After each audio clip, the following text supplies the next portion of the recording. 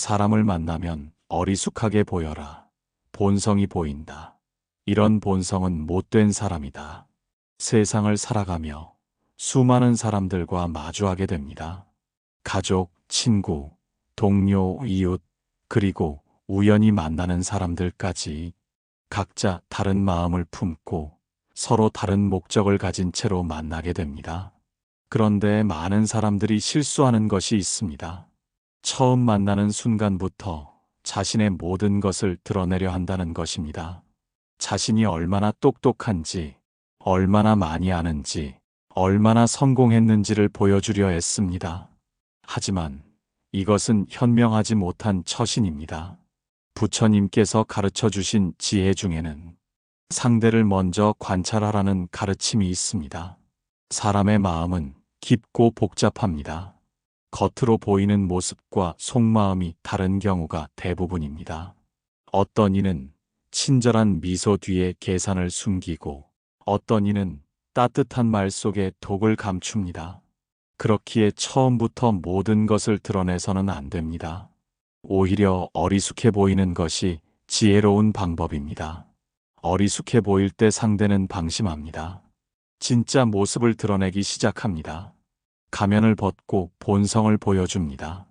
그때가 바로 판단할 때입니다.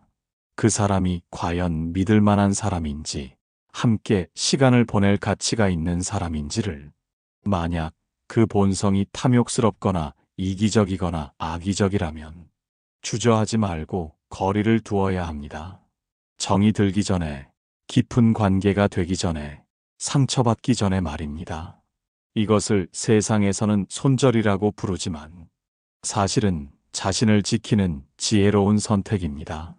오늘 이 시간 저와 함께 사람을 대하는 지혜로운 방법을 배워보십시오.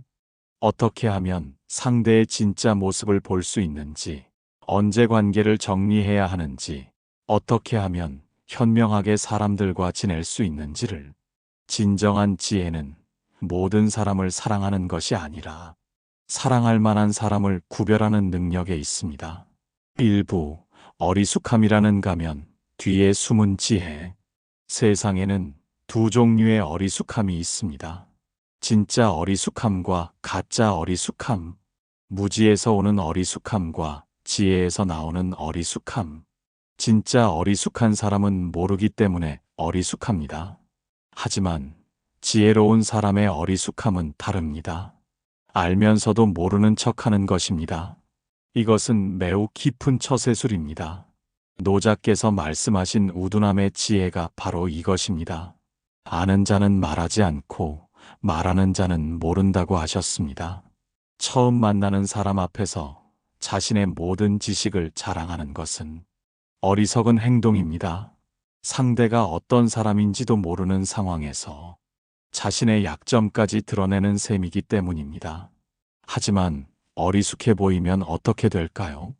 상대는 당신을 만만하게 봅니다. 경계심을 늦춥니다. 진짜 모습을 드러내기 시작합니다. 마치 사냥꾼이 짐승을 잡기 위해 죽은 척하는 것처럼 어리숙한 척하는 것은 상대의 본성을 보기 위한 방법입니다. 그 순간 당신은 관찰할 수 있습니다.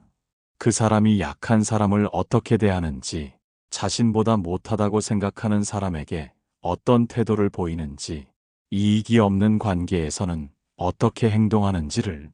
진짜 성품은 바로 이런 순간에 드러납니다. 만약 그 사람이 당신을 무시하거나 함부로 대한다면 그것이 바로 그 사람의 진짜 모습입니다. 반대로 당신이 부족해 보여도 예의를 지키고 친절하게 대한다면 그는 품격 있는 사람입니다. 어리숙함이라는 가면은 이렇게 사람을 구별하는 도구가 됩니다. 물론 이것이 항상 어리숙하게 살라는 뜻은 아닙니다.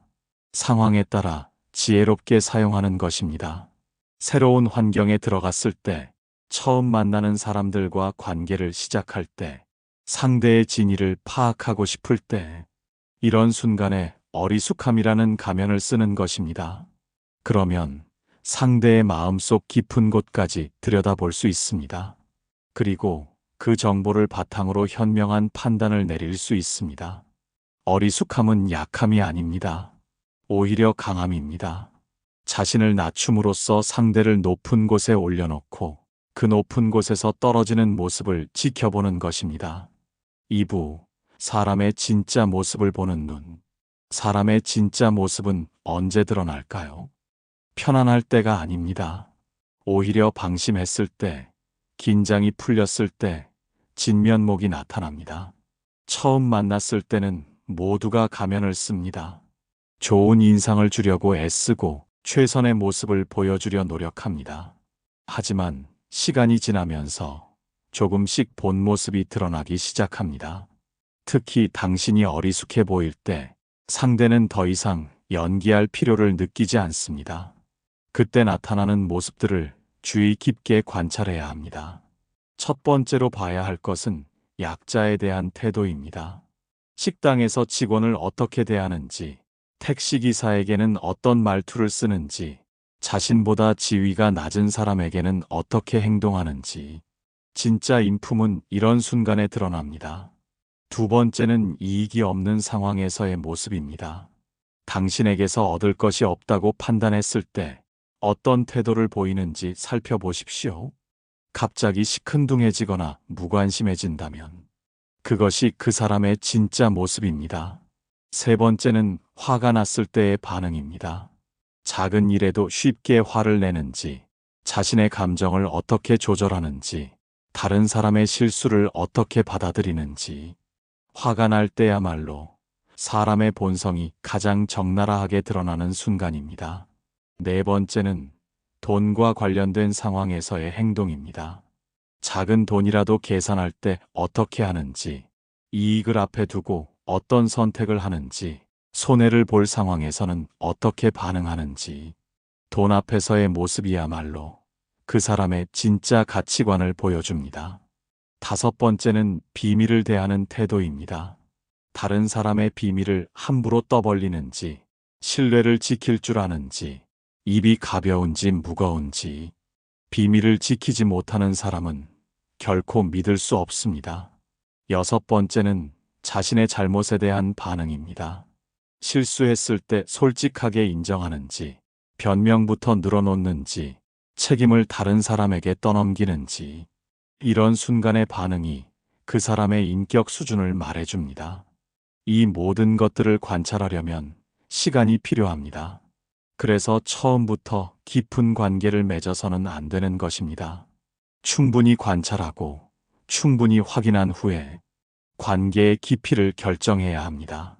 부처님께서 말씀하신 것처럼 서두르지 말고 천천히 지혜롭게 판단하는 것입니다. 3부. 본성이 드러나는 순간들을 놓치지 마라. 사람의 본성이 드러나는 순간들은 예고 없이 찾아옵니다.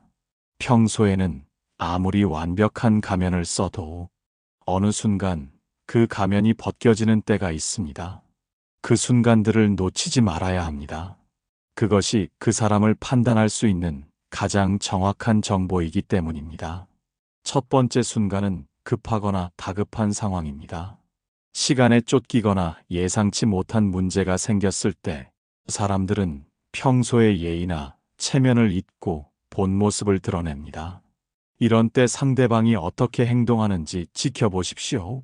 다른 사람을 탓하는지, 책임을 회피하려 하는지, 아니면 차분하게 해결책을 찾으려 하는지. 급할수록 돌아가라는 말이 있지만 급할 때야말로 그 사람의 진짜 모습이 드러나는 순간입니다. 두 번째는 술자리나 편안한 분위기에서입니다. 술이 들어가거나 분위기가 무르익으면 평소에 감추고 있던 생각들이 튀어나옵니다. 어떤 말을 하는지, 어떤 농담을 하는지, 어떤 가치관을 드러내는지 주의 깊게 들어보십시오. 술은 그 사람의 마음속 깊은 곳을 보여주는 거울과 같습니다. 세 번째는 이익 앞에서의 순간입니다. 돈이나 기회, 권력 같은 것들이 걸려 있을 때 사람들은 평소와 다른 모습을 보입니다. 의리를 지키는지, 약속을 어기는지, 다른 사람을 배신하는지. 이익 앞에서의 선택이야말로 그 사람의 진짜 가치관을 보여줍니다. 네 번째는 경쟁 상황에서입니다. 같은 것을 두고 경쟁하게 되었을 때 그 사람이 어떤 방법을 쓰는지 보십시오. 정정당당하게 경쟁하는지, 비열한 수단을 쓰는지, 상대방을 깎아내리려 하는지, 경쟁의 순간에 인격이 드러납니다. 다섯 번째는 권력을 가졌을 때입니다. 작은 권력이라도 가지게 되면 그 사람의 본성이 드러나기 시작합니다. 겸손함을 유지하는지, 오만해지는지, 아랫사람을 함부로 대하는지. 권력은 사람을 변화시키는 것이 아니라 원래 숨어있던 본 모습을 드러내는 것입니다. 여섯 번째는 비판을 받을 때입니다. 자신의 잘못을 지적받거나 비판을 들었을 때 어떻게 반응하는지 보십시오. 화를 내는지, 변명을 하는지, 아니면 겸허하게 받아들이는지. 비판에 대한 반응이 그 사람의 그릇을 보여줍니다. 이런 순간들이 올 때마다 놓치지 말고 관찰하십시오. 그리고 그 관찰 결과를 바탕으로 관계의 깊이를 조절하십시오. 만약 그 순간들에서 좋지 않은 모습을 계속 보게 된다면 더 이상 망설일 이유가 없습니다. 정이 들기 전에, 상처받기 전에 현명하게 거리를 두는 것이 지혜입니다. 4부. 깊은 관계보다 안전한 거리를 택하라. 많은 사람들이 착각하는 것이 있습니다. 모든 사람과 깊고 친밀한 관계를 맺어야 한다고 생각하는 것입니다. 하지만 이것은 현명하지 못한 생각입니다. 부처님께서 가르쳐 주신 중도의 지혜를 인간관계에도 적용해야 합니다. 너무 가깝지도 너무 멀지도 않은 적절한 거리. 모든 사람이 깊은 관계를 맺을 만한 사람은 아닙니다. 세상에는 다양한 종류의 사람들이 있습니다. 어떤 사람은 진심으로 대할 만하고, 어떤 사람은 예의만 지키면 되고, 어떤 사람은 아예 피해야 합니다. 이것을 구별하지 못하고 무작정 다가가는 것은 자신을 위험에 빠뜨리는 일입니다. 깊은 관계는 많은 것을 요구합니다. 시간도 에너지도 감정도 많이 투자해야 합니다. 그런데 만약 그 상대가 그런 투자를 받을 만한 사람이 아니라면 결국 당신만 손해를 보게 됩니다. 시간도 낭비하고 에너지도 소모하고 마음도 상하게 됩니다. 그렇기에 처음부터 안전한 거리를 유지하는 것이 지혜입니다. 안전한 거리란 무엇일까요? 서로 예의를 지키되 사생활에는 개입하지 않는 것, 도움을 주고받되 의존하지는 않는 것, 대화를 나누되 비밀은 공유하지 않는 것. 이 정도의 관계면 충분합니다. 굳이 더 깊어질 필요가 없습니다. 특히 다음과 같은 사람들과는 반드시 거리를 유지해야 합니다. 다른 사람의 험담을 자주 하는 사람, 약속을 자주 어기는 사람, 감정 기복이 심한 사람, 이기적이고 자기중심적인 사람, 거짓말을 자주 하는 사람. 이런 사람들과 깊은 관계를 맺으면 반드시 문제가 생깁니다. 처음에는 괜찮아 보여도 시간이 지나면서 그들의 문제가 당신에게까지 영향을 미치게 됩니다. 그때 가서 관계를 정리하려고 하면 이미 너무 복잡하게 얽혀 있어서 쉽지 않습니다. 정도 들었고 추억도 쌓였고 의무감도 생겼기 때문입니다. 그렇기에 처음부터 적절한 선을 긋고 살아가는 것이 현명합니다. 모든 사람에게 친절하되 깊이 다가가지는 않는 것, 예의를 지키되 사적인 영역은 보호하는 것, 도움을 주되 자신을 희생하지는 않는 것. 이것이 바로 안전한 거리입니다. 혼자 있는 시간을 두려워하지 마십시오.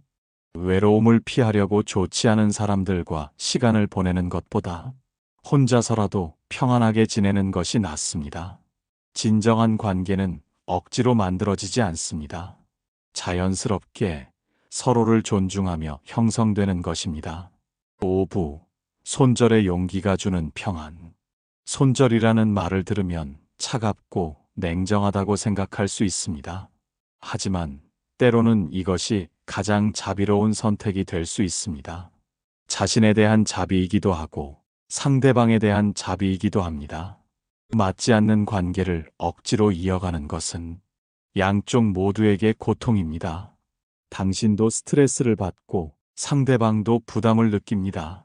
그런 관계를 계속 유지하는 것이 과연 선한 일일까요? 부처님께서 말씀하신 것처럼 집착을 놓아버리는 것이야말로 진정한 해탈입니다. 좋지 않은 관계에 대한 집착도 마찬가지입니다. 놓아버릴 때 비로소 평안이 찾아옵니다. 손절에는 용기가 필요합니다. 정이 들어있는 관계를 끊는다는 것, 함께 했던 시간들을 뒤로 하고 돌아선다는 것, 혼자가 된다는 두려움을 감수한다는 것, 이 모든 것들이 쉽지 않습니다. 하지만 그 용기를 낼 때 얻게 되는 것들이 있습니다. 첫 번째는 마음의 평안입니다. 더 이상 그 사람 때문에 스트레스 받을 일이 없습니다. 감정의 기복도 줄어들고 하루하루가 훨씬 편안해집니다. 두 번째는 시간과 에너지의 회복입니다. 좋지 않은 관계를 유지하는 데 쓰던 시간과 에너지를 이제 자신을 위해 사용할 수 있습니다. 책을 읽거나 운동을 하거나 취미를 즐기거나 진짜 소중한 사람들과 시간을 보낼 수 있습니다. 세 번째는 자존감의 회복입니다. 좋지 않은 사람들과 어울리다 보면 자신도 모르게 자존감이 떨어집니다.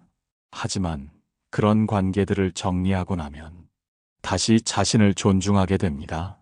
네 번째는 더 좋은 관계를 위한 공간이 생기는 것입니다. 나쁜 관계들이 자리를 차지하고 있으면 좋은 관계가 들어올 여지가 없습니다. 하지만 그것들을 정리하고 나면 진짜 좋은 사람들과 만날 기회가 생깁니다. 손절은 파괴가 아니라 정화입니다. 끝이 아니라 새로운 시작입니다. 물론 손절을 할 때도 지혜롭게 해야 합니다. 갑작스럽게 연락을 끊는 것보다는 서서히 거리를 두는 것이 좋습니다. 감정적으로 상처를 주지 않으면서도 명확하게 선을 긋는 것입니다. 그리고 손절한 후에는 뒤돌아보지 마십시오. 후회하거나 미안해하지 마십시오. 당신은 자신과 상대방 모두를 위해 현명한 선택을 한 것입니다. 그 용기에 대해 스스로를 칭찬하십시오. 그리고 새롭게 찾아온 평안을 만끽하십시오. 손절의 용기는 자신을 사랑하는 방법 중 하나입니다. 자신의 평안과 행복을 지키는 현명한 선택입니다. 6부, 진정한 사람을 구별하는 법. 그렇다면 어떤 사람이 진정한 사람일까요? 깊은 관계를 맺을 만한 가치가 있는 사람은 누구일까요? 세상에는 가면을 쓴 사람이 많지만 진짜 얼굴로 사는 사람들도 분명히 있습니다. 그런 사람들을 구별하는 방법을 알아야 합니다. 첫 번째 특징은 일관성입니다. 진정한 사람은 상황에 따라 인격이 바뀌지 않습니다. 누구 앞에서든 같은 모습을 보입니다. 윗사람 앞에서 비굴하게 굽신거리다가 아랫사람 앞에서 오만하게 구는 일이 없습니다. 이익이 있을 때나 없을 때나 변함없는 태도를 유지합니다. 두 번째는 진실함입니다. 진정한 사람은 거짓말을 하지 않습니다. 자신에게 불리하더라도 사실을 말합니다. 과장하거나 포장하지 않고 있는 그대로를 이야기합니다. 약속도 함부로 하지 않고 한 약속은 반드시 지키려고 노력합니다. 세 번째는 겸손함입니다. 진정한 사람은 자신을 과시하지 않습니다.